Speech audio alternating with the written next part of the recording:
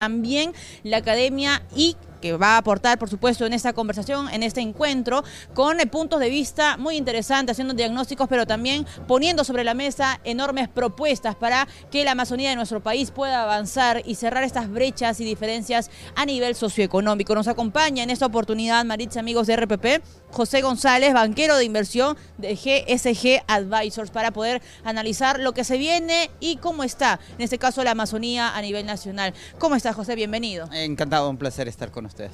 A ver, en temas de inversión, ¿qué cosas se puede hacer en la Amazonía para reactivar un poco la economía en varios frentes, ¿no? En varias actividades económicas que tiene justamente esta zona? El Economist saca un reporte el año pasado, en octubre, en el que señala que el siglo XXI puede ser el siglo de América Latina por el tema de los recursos naturales. En la medida que la población global crece y es clase media y es urbana, hay una demanda muy grande de recursos naturales. La transición energética promueve la minería, particularmente la minería de los minerales críticos industriales. El petróleo y gas va a empezar a dejar de consumirse, pero vamos a consumir más petróleo y gas, y los recursos alimentarios son claves. Por ejemplo, en 8 de cada 10 tazas de café arábica que se toman en el mundo se producen en América Latina. Exportamos 100.000 millones de dólares en toda América Latina en alimentos al año. No hay ninguna región del mundo que exporte tantos alimentos. Los precios del café están en un pico, los precios del cacao están en un pico, los precios de la madera están muy volátiles por la construcción, y la Amazonía es la despensa del mundo. Y es la fuente acuífera más grande del mundo en un momento dado en que los cambios climáticos están trastornando las fuentes de agua. Bien explotados, los recursos amazónicos son, y además son simbióticos con la minería por el tema de los fertilizantes. Es una buena noticia la que nos compartes, José, en esta oportunidad, teniendo en cuenta pues que hay grandes oportunidades para poder gatillar el tema de la exportación y con eso mejorar la calidad de vida de muchas personas que viven aquí en la Amazonía, que no tienen agua 24/7, que no tienen luz 24/7. Entonces la pregunta es, ¿cómo es posible que con tantos recursos tan ricos en materia de la naturaleza no podemos llegar a un punto que podamos hacer que esto sea rentable, sostenible y ecoamigable también con ellos? En ese caso, ¿cuál es el diagnóstico que tú puedes hacer? Mira, es que interesante este congreso porque es un congreso de emprendedores. Sin embargo, mencionan como objetivo final el desarrollo sostenible e igualitario. Es decir, hay una combinación. El emprendedor emprende contra viento y marea. El emprendimiento y el pesimismo son una contradicción en términos. Si bien el crecimiento es económico y el progreso es financiero, el desarrollo es humano. No puede haber desarrollo sin salud, en ese orden, educación e infraestructura. El Perú es un país minero y cada vez es más claro que somos un país minero. El 64% de las exportaciones vienen de la minería. Si desarrollamos el mercado de fertilizantes vía la minería, el petróleo y gas y los recursos alimentarios, vamos a seguir teniendo recursos, vamos a seguir teniendo ingresos.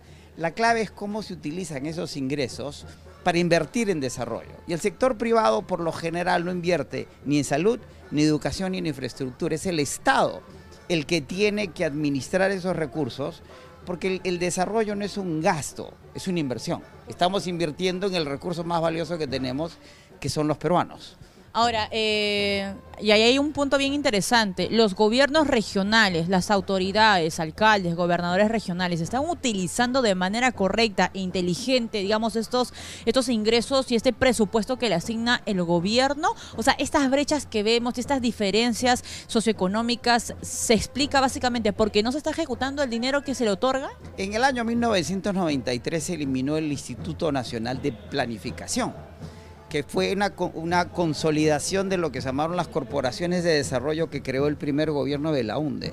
En el Perú no tenemos ninguna instancia que planifique la inversión para el desarrollo desde el gobierno central. Y la regionalización implementada durante el gobierno de Toledo no se terminó de consolidar. Entonces las regiones primero no tienen autonomía ni tienen capacidad técnica. Entonces todo tiene que pasar por el MEF o por el Banco Central de Reserva. Al no tener autonomía financiera, como en Argentina, las provincias pueden emitir deuda internacional por su cuenta, y al no tener capacidad de inversión, el gasto corriente se cumple. ¿Por qué el canon no se cumple? Porque no hay nada que asesore a las municipalidades ni las gobernaciones a hacer esa inversión social. ¿Y por qué al Ministerio de Hacienda, que es el Tesoro, no le interesa políticamente ni técnicamente hacerlo, el Banco Central de Reserva, porque eso revierte al tesoro. El Perú es el segundo país más solvente de América Latina y no sabemos qué hacer con esa solvencia. Ahora, José, hemos visto y hemos reportado incluso desde RPP en las varias plataformas que tenemos el problema de la minería ilegal.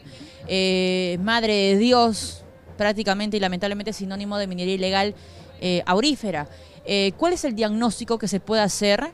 Pero además también la otra cara de la moneda, que la minería responsablemente puede tener un impacto en la seguridad alimentaria de todas las personas que viven en Amazon. La minería ilegal en el Perú es fundamentalmente es aurífera, por lavado y por pequeñas minas artesanales, informales, ilegales, en las zonas auríferas de la costa. ¿Y por qué el problema crece y no se reduce? Porque el oro sigue subiendo sus cotizaciones. El oro que cotizaba por debajo de $2.000 la onza hoy está cotizando cerca de $2.500 la onza. Y por cuestiones de oferta y demanda, la minería aurífera ilegal sigue siendo importante. De hecho, cuando uno ve las cifras de producción de oro en Bolivia, Bolivia exporta más oro del que produce, porque es oro peruano. ¿Y qué sucede con la ilegalidad en la dimensión que vemos en el sector aurífero? Que la represión o la acción policial no es suficiente. Hay que hacer trazabilidad, hay que implementar sistemas como el de los diamantes de sangre en África, lo que se llama el Kimberley Process. Cuando usted compra un diamante en una joyería en la ciudad de Nueva York, que es un diamante Kimberley, es un diamante que está asegurado que no viene de guerras, que no viene de explotación, que no viene de esas dinámicas en el África, y debería suceder algo lo mismo con el oro. Y además la clave es la trazabilidad. Para explotar oro y lixiviarlo y liviar, se necesita una cantidad de elementos químicos que se trafican. Entonces, si uno sigue los precursores, que es lo que sucede en el narcotráfico también, uno debería poder controlar y administrar la minería ilegal.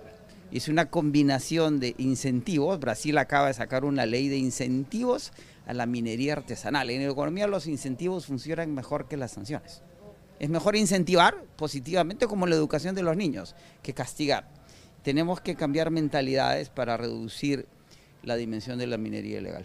José, y desde el otro lado, digamos, de esta moneda, ¿cómo sacarle provecho a la minería y que comentábamos fuera de cámaras, tener un impacto positivo en la cadena alimentaria, la seguridad alimentaria de las personas que viven aquí en esta zona? La seguridad alimentaria a los niveles de los que estamos hablando, similar a lo que sucede en la costa peruana, es agroindustria, y la agroindustria requiere de cantidades ingentes de fertilizantes, y la mayor parte de los fertilizantes son procesos secundarios de la minería, los fosfatos, y de la petroquímica, que son del petróleo y gas. Es el desarrollo minero y el desarrollo del petróleo y gas, particularmente en el caso de la Amazonía peruana, porque la geología petrolera peruana es amazónica. El problema es que Bagua creó una serie de traumas en función de explotación de petróleo y gas en la Amazonía peruana. Es que hay una simbiosis entre el desarrollo minero, el de gas y petróleo, y el desarrollo agroindustrial en el país. Perfecto, muchísimas gracias, José. Quédate con nosotros, vamos a darle el pase a Maritza Sáenz. Estuvo con nosotros José González, banquero de inversión de GSG Advisors, en este encuentro importante, por supuesto, en materia económica, pero además que pone el foco muy, pero muy claro a la Amazonía, que por muchos años, Maritza, sabemos por cifras ya de data oficial, ha estado relegado prácticamente de la agenda del Estado. Vamos contigo, adelante, directo en directo.